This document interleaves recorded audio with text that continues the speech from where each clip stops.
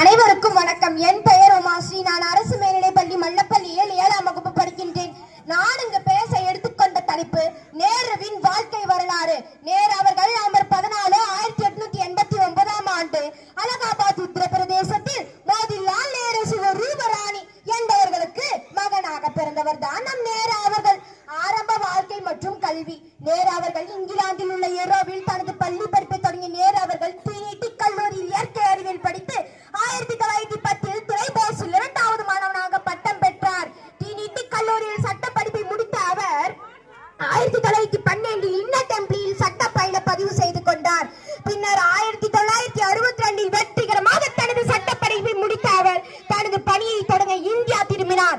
நேரு அவர்களின் திருமண வாழ்க்கை.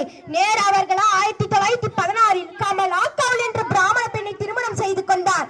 திருமணத்திற்கு பிறகு கமலா நேருவும் தனது சுதந்திர இயக்கத்தில் ஈடுபடுத்திக் கொண்டனர்.